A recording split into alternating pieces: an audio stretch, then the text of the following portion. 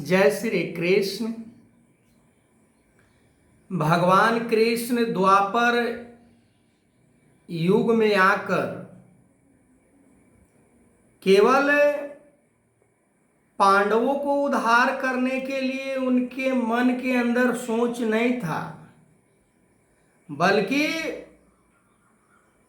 पूरे यदुवंशियों को, पूरे आर्यावर्त को, पूरे विश्व को उन्होंने मानवता का पाठ पढ़ाने का प्रयास किया। सच्चाई के रास्ते पर सभी को चलाने का प्रयास किया। सभी को जो निराकार परमात्मा, सर्वव्यापी, पूरे ब्रह्मांड के अंदर परमात्मा के सिवा कोई दूसरा नहीं, ऐसे परमात्मा को दर्शन कराने के लिए अनेकों प्रकार के उन्होंने तरीका को इस्तेमाल किया।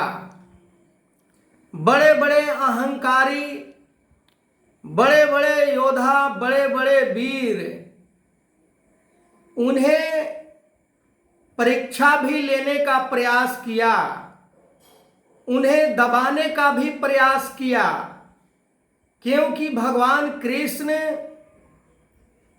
अपने आप को भगवान साबित कर चुके थे कि मैं स्वयं ब्रह्म परमात्मा हूं, न मेरा आरंभ है न अंत है। ये बात उन्होंने जब अर्जुन को युद्ध करने के लिए प्रेरित कर रहे थे, तो अर्जुन के मन के अंदर अनेकों प्रकार के कामना आने के कारण अर्जुन युद्ध करने से इनकार कर रहा था। तब भगवान कृष्ण स्वयं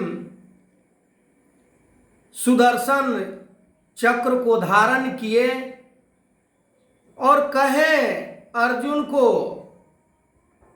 कि मेरे मन के अंदर जो आशा के किरण,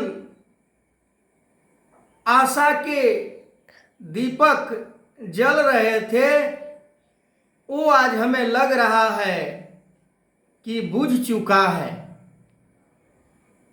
भगवान कृष्ण ने अनेकों बार अपने आप को भगवान साबित करने का प्रयास किए, क्योंकि इंसान के मन बुद्धि इतना विषयों में घिर चुका था द्वापर युग में, और आज भी कोई उससे कम नहीं है।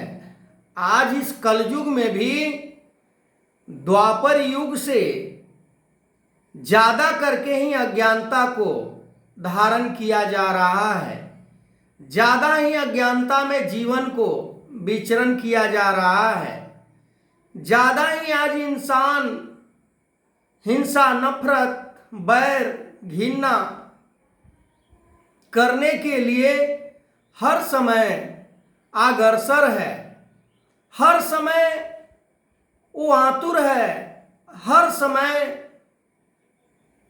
उसका मन एक गुनाह छोड़ता है तो दूसरे गुनाह की तरफ उसका दृष्टि, उसका मन हावी हो जाता है।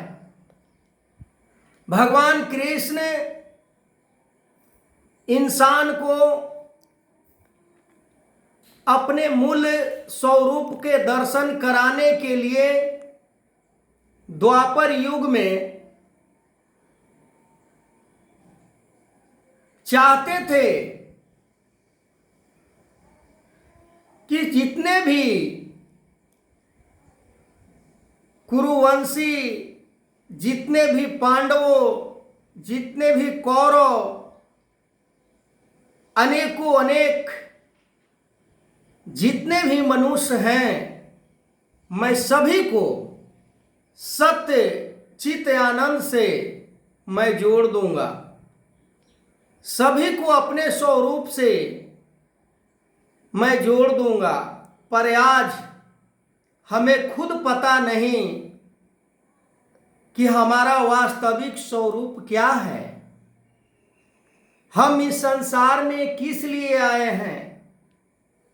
हमें इस संसार में क्या करना था? हम ये संसार में आए हैं तो क्यों आए हैं? क्या धन दौलत के लिए आए हैं?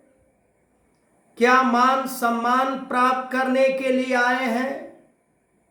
क्या हम पद प्रतिष्ठा को प्राप्त करने के लिए आए हैं? नहीं।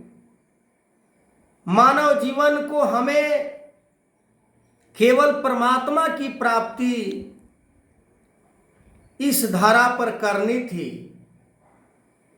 परमात्मा को प्राप्त करके इस जीवन को सुकून मिल जाता है। इस जीवन का विराम मिल जाता है।